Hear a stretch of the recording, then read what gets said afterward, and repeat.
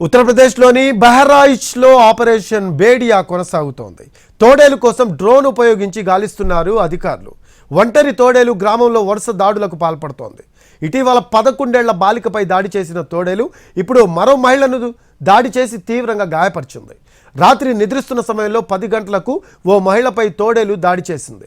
వెంటనే బాధితురాల్ని హాస్పిటల్కి తరలించారు కుటుంబ సభ్యులు. 2 నెలల నుంచి తోడేళ్ల గుంపు బహరాయిచ్లో స్థానికులకు కంటి మీద కునుకు లేకుండా చేశాయి.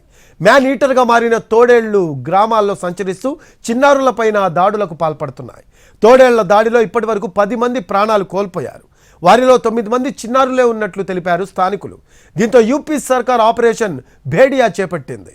ఇప్పటివరకు 5 తోడేళ్లను బంధించి ఆపరేషన్ బేడియా టీం ప్రస్తుతం 6వ తోడేలు కోసం గాలింపు చర్యలు కొనసాగిస్తోంది. తోడేళ్లు రాత్రి జనంపై దాడి చేసి ఉదయానికల్లా తిరిగి వాటి విశ్రాంతి ప్రదేశాలకు వెళ్లిపోతున్నాయని తెలిపారు ఫారెస్ట్ అధికారులు. తోడేళ్లను పట్టుకోవడానికి చిన్నపిల్లల మూత్రంతో తడిసిన టెడ్డీ బేర్లను అవి విశ్రాంతి తీసుకునే నదీ పరివాహక ప్రాంతాల్లో పెడుతున్నారు అధికారులు.